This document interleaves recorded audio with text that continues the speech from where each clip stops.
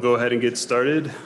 So we have Alexander Weiss that's going to be talking about the interplay of site reliability engineering and cybersecurity. So please give him a warm welcome.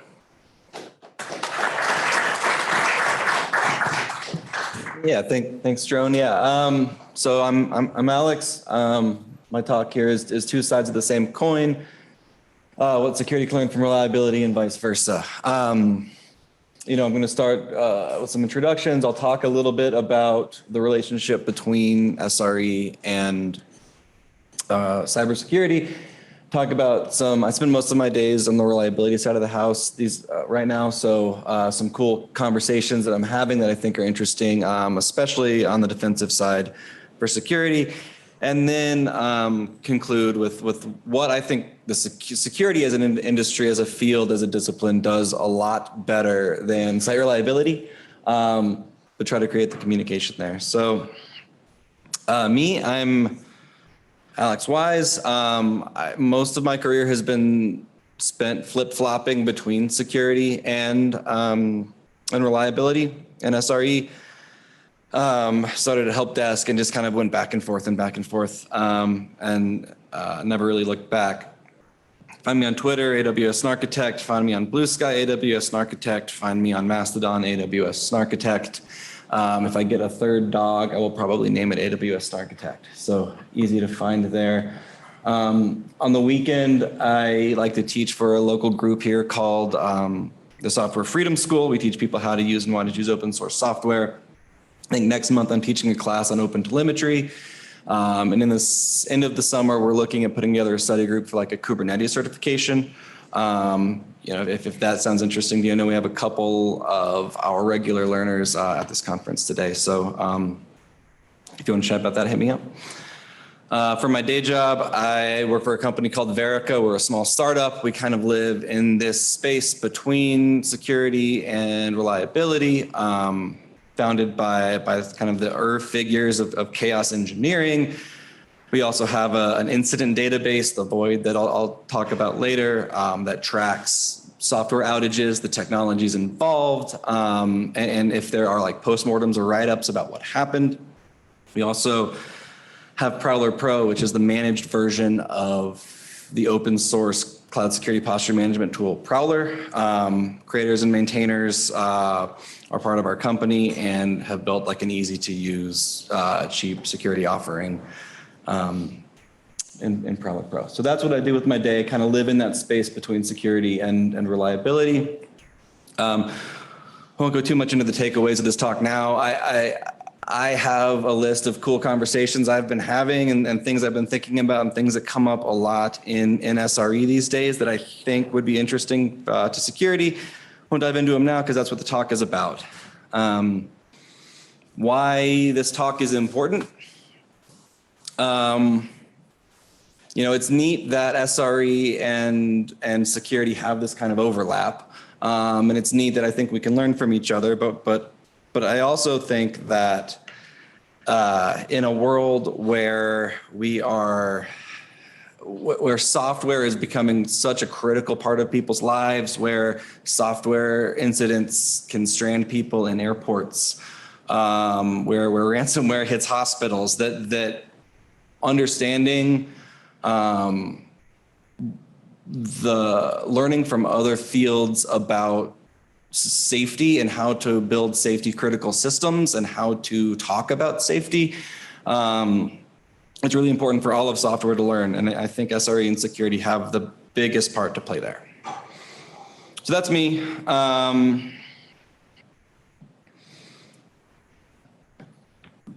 not the first person to talk about this. A lot of smart people have talked about it. And probably said it more succinctly and better than me. The title of this talk, The Two Sides of the Same Coin phrase, actually comes from my boss, Casey Rosenthal, who's over there on the right, getting attacked by a goose in his SRECon talk 2021, talking about how specifically security and SRE are both parts of system safety and in the same boat as far as being able to deliver success and explain their success to business. Also, I submitted this talk the proposal for this talk in February. Here today, in the intervening months, the brilliant Kelly Shortridge released her book, Security Chaos Engineering. And that book has a whole chapter on SRE and security and how, lessons that they can learn from each other. So, she's incredibly brilliant and pulls from a number of fields, and it's just thoroughly researched. So, buy her book. It's probably got a lot better things to say about it than mine, than this talk here. So those are two people who've talked about this before, lots more. But let's dive into the meat. These are four things here that I think, four lessons that I deal with in my reliability work and conversations that I have and hard things that we do that I think have a strong security backing and that would be useful in a security context. The first I'm going to talk about here is to measure meaningful things. Let me make sure I got my time up here. This is the 2022 Void report. I mentioned in the introductions that we do run a thing called the Void, that is an open incident database, free database of all of the software outages that we found, tagged and curated.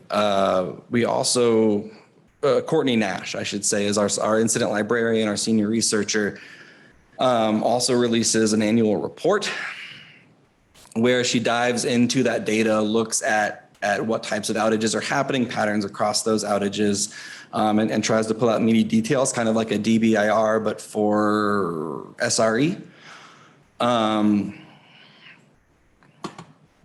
In it, she talks a lot about, in this most recent one, talks a lot about mean time to resolution. And I know every SOC I've been in has just like a wall of screens with dashboards on it. Just lots of metrics, graphs, pew charts, all that sort of stuff. And I know MTTR is tracked a lot. Right? So MTTR is the time to resolution, recovery, remediation, reactivating LinkedIn Premium, like whatever you want the R to stand for. The time between knowing a thing is wrong and the thing is no longer wrong in your environment. And mean, that first word there, mean, is right, the arithmetic mean, we're taking the average. So I want to talk about mean a little bit. Mean is a measure of central tendency. It is used like alongside median and mode or other measures of central tendency. And measures of central tendency are super useful when you have this kind of bell curve shaped normal data set. You can track your mean or your measure of central tendency. And if your data set starts moving or trending in a direction, then your mean, your measure of central tendency, will also start moving, and you can just track the one thing to be representative of the data set. But notice I said that you have to have this sort of bell curve shaped like data. What if I told you that your incident data actually looks like that? So this is a graph from the Void report. It's what we call positively skewed. It's all pushed over there to one side. This is the roll-up view across all companies for incident data for the Void. And you might be saying, okay, well, the roll-up view across all companies, that distribution doesn't really matter, right? You could have a roll-up data that looks like this, and the individual companies might still be normal. Your company's probably not special. All of the companies we looked at, their data set look like this little skateboard ramp of a graph. We didn't even really use the roll-up data. Methodologically, we were looking at individual companies to see if to see how effective MTTR was against their incident data. So the problem with using a mean on data like this is it's like way over here. It doesn't really track changes in the data set the way you would expect it to. I mean, really, I think for something like 53% of our incidents in the database are resolved in under 2 hours. So that's a reason everyone's pretty good at their jobs. But the mean is just very difficult to use here. It doesn't behave the way you want it to, and tracking it doesn't tell you the thing you think it's telling you. But you might say, hey, we've got 200 years of brilliant statisticians who have to be able to take this distribution of data and do something to it so that we can use some sort of measure of central tendency to track it. So if I zoom in on big brain Bayes over here, yeah, you can log normalized data, and in the void report we do this. A Google researcher in a separate experiment on a similar data set also took this approach. You can log normalize your duration data for your incidents and make it look like this. The drawback here is that when you do this, the data lose some of their explanatory power. And just how much explanatory power? Well, we have the raw data and we have this log transform data. We can run experiments and see, if we, for example, decrease our raw duration times by 15%, how does that affect the mean there?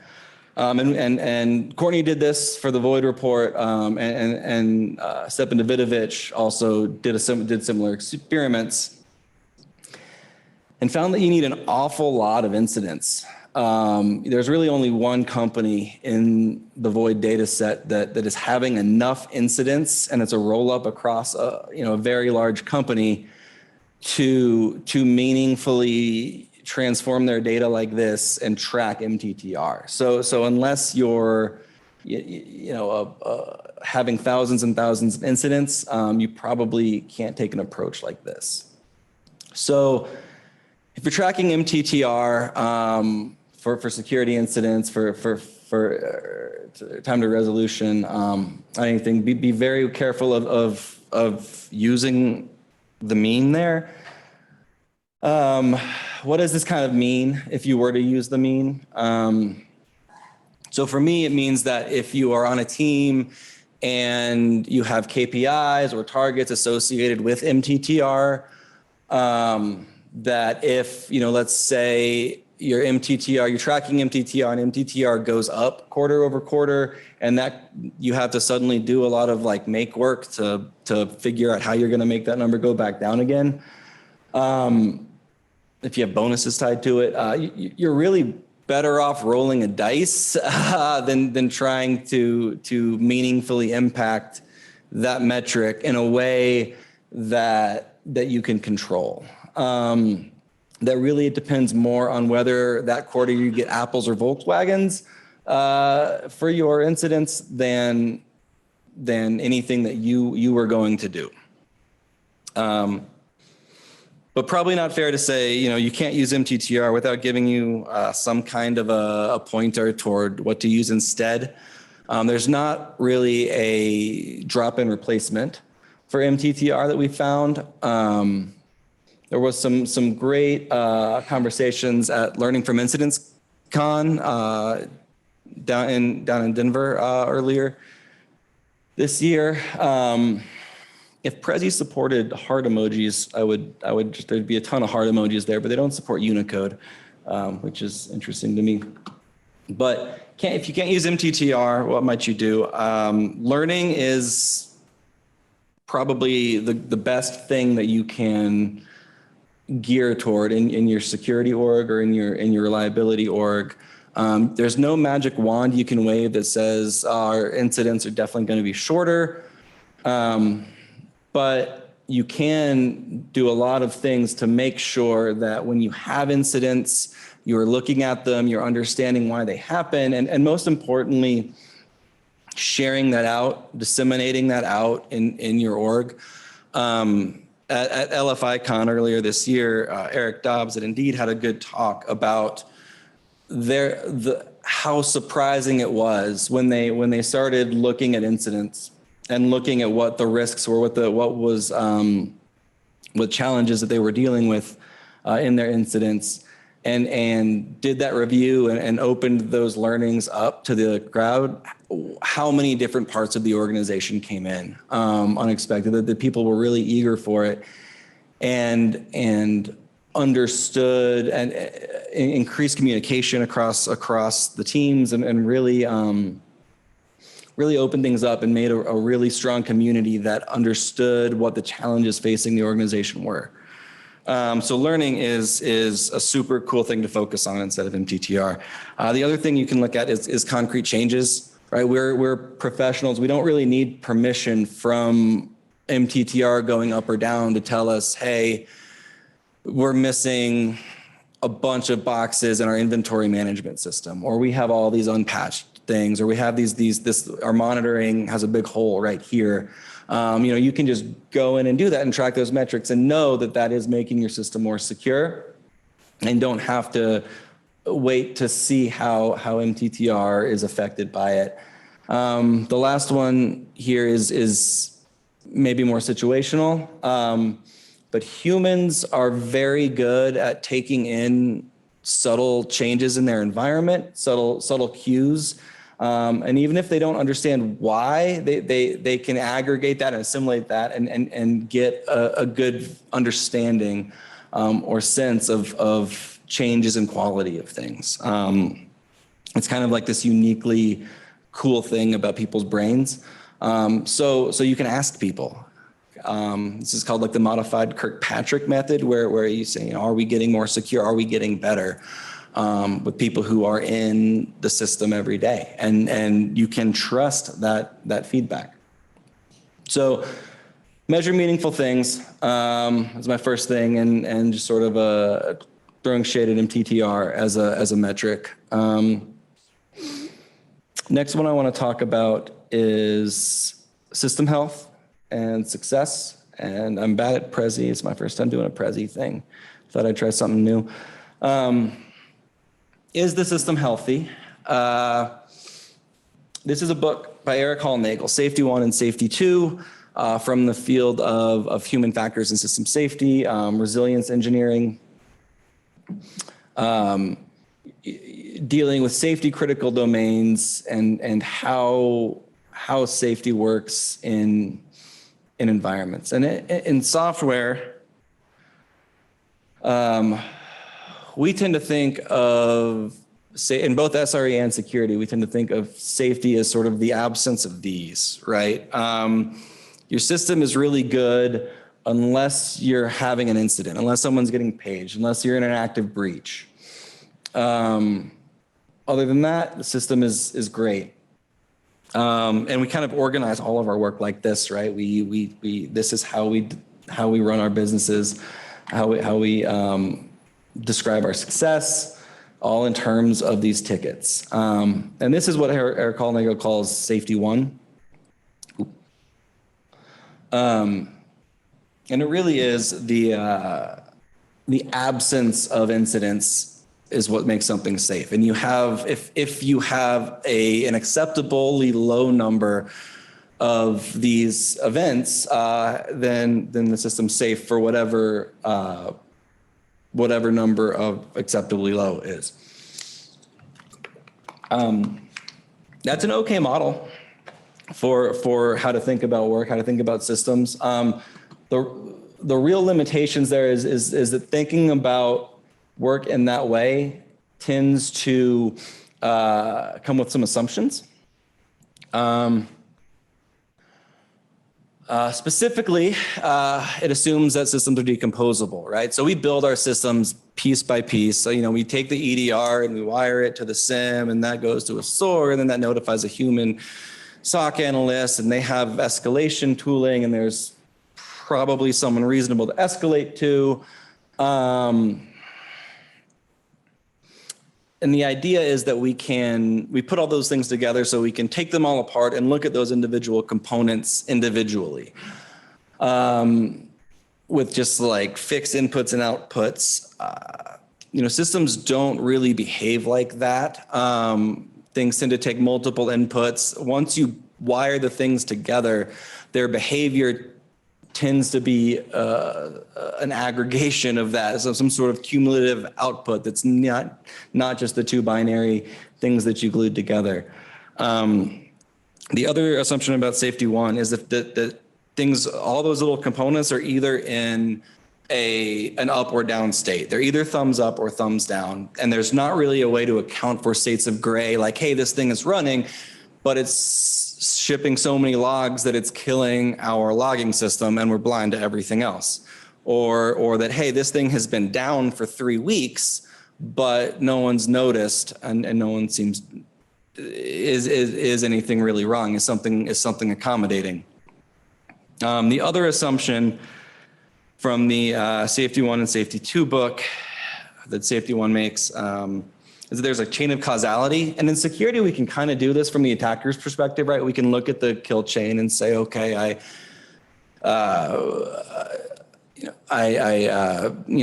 SQL injection on this host, and then I found a service account. I got root. I spread the network, pivoted, and eventually I got domain admin or something, right? You can understand that. That chain of causality. From the defender's perspective, it's really hard to do that backwards, right? Oh no. It's really hard to go backwards there, right? Okay, so the attacker got domain admin, and is the issue that we use computers differently than we did in the year 2000? I don't know, right? Like it's really hard to say what caused the attack, or what caused the component to fail from the attacker's perspective, or from the defender's perspective. So that's kind of why safety one is a tough model to work in. It tends to have gaps. We tend to feel that friction when we're doing work, when we're trying to make all of our work in terms of these, and we feel like we're doing all these, responding to these incidents in a timely way, but things aren't getting better. It's typically because of that safety one mode of working. What Holnagel is really advocating for here is more of a system like this. So this is a model of our system. This is risk flowing and pooling in different parts of our systems. Different kinds of risk, and it's collecting in different places, and it's getting released in different places, and humans are going in and cleaning things up and making sure that everything sort of non-destructively flows. This is kind of the model of safety that makes a lot more sense, I think. You could imagine like some of those being toxic. This is your personal data. The upper left blob is weak firewall rules, and the bottom right is the unpatched CI/CD server that is still running a Docker version from the early teens. That there's just this risk pooling around, and you need to actively find that and go in and clean it up. So that's safety 2. Oh no. Safety 2 is marked by the presence of successes.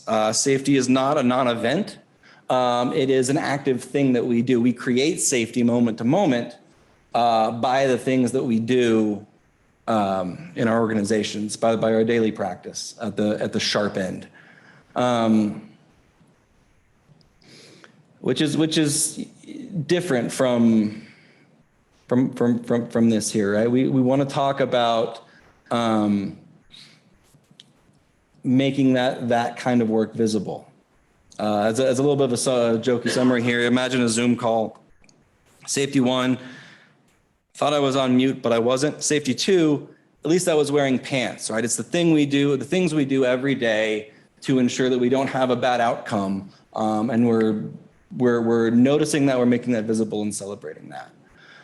So what's the advice here? What's the learning here? What's the takeaway here? Well, we can't really, this is how we structure our work, right? We can't get away from these necessarily, but we can do more to make this kind of work visible, going in and actively reducing the risk pooling in our systems.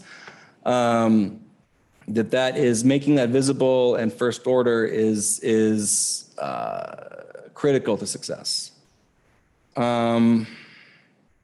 Cool. So that's that one. Time check here. Okay. Other two are pretty quick. You can always tell good incident review from bad incident review. And it's pretty easy because good incident review tends to focus attention up your org chart, up toward places of leverage, up toward power in your systems. And if you do poor incident review, that tends to focus things down your org chart, to focus on small changes or low-level employees that don't have a lot of control over the systems they're operating in. For an example of bad incident review, you can think about like a 5 whys. I don't know if anyone here is familiar with like the 5 whys framework, but let's say you start, hey, the server didn't restart. Well, why didn't the server restart? Well, because the developer never made an auto-scaling group for it. Well, why did the developer never make an auto-scaling group for it? Well, it was part of a POC and it was never really productionized. Well, why is that? Well, John didn't make the ticket after he finished the POC, so it just kind of stayed there and we never did the work. And now you blame someone who may not be at the company anymore. There's really not a lot of action items that you can take away there. Nothing that you can really do to change how your organization does work, because you've scoped things way down toward places without power. So the only real takeaway there is if you find yourself talking about an issue and you keep going further down your org chart or further down toward like specific JIRA tickets, try to redirect that upward. Try to figure out what created the conditions for that thing to happen if there are higher level changes. Because not much good is going to come from 5 whysing yourself to a single JIRA ticket that should have been made. My last takeaway here, this is the mantra of chaos engineering, which is kind of the water I swim in. This is an excerpt from the chaos engineering book. I also would recommend the Principles of Chaos as a website that's kind of a good quick read about this. The idea here being this mantra of embracing complexity is that increasing complexity is a natural byproduct of us doing our work, of our systems being more secure, of our systems being more reliable, of our systems serving users better, making more money, whatever it is, that requires complexity. Complexity is the currency that we pay that with. And so instead of trying to fight that complexity, I love this quote, to surf it like a wave. You figure out tooling and processes to manage that complexity instead of trying to fight it, because it's everything what we want to do is going to create complexity. The question is, how do we not misprice it, and how do we understand it as we add it to our systems? So those are my 4 things that I think are fun conversations we're having in SRE right now that might be interesting to security folks. I'll just conclude with what I think security does really well. So I mentioned Casey's SRE keynote called it's called the Success in SRE is Silent. And really the crux of that talk is that the improvements that we make, whether we're in security or SRE,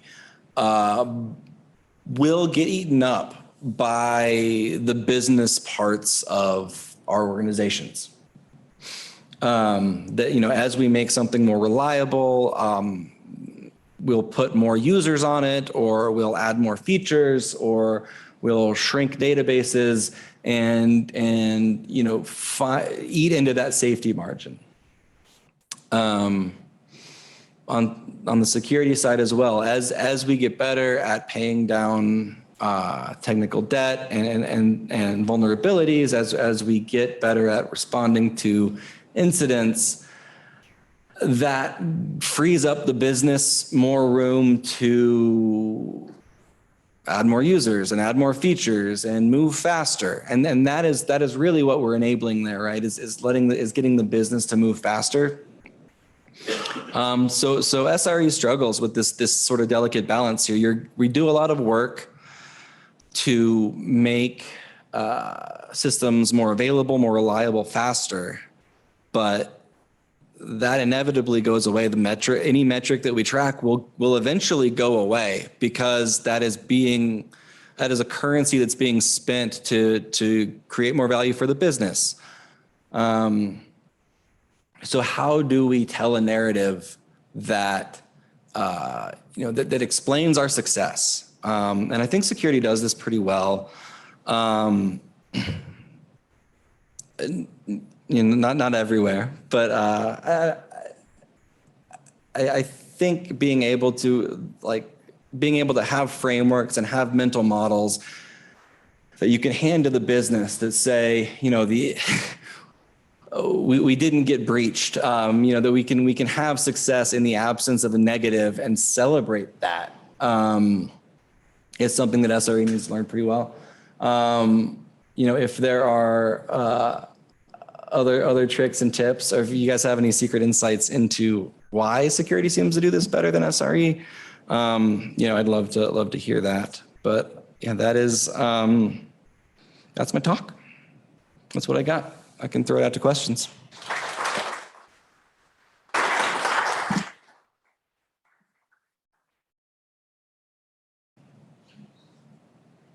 Any questions?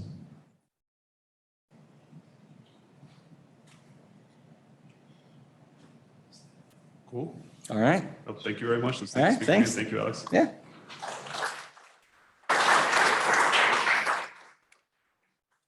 So I'm not sure whether or not sandwiches are here yet, but we can at least, oh, they are. Okay, sandwiches are here yet. So we will stick with the schedule, just have a longer lunch break. Thank you, Alex. And then come back around 1:25. We'll do another round of giveaways. So thanks.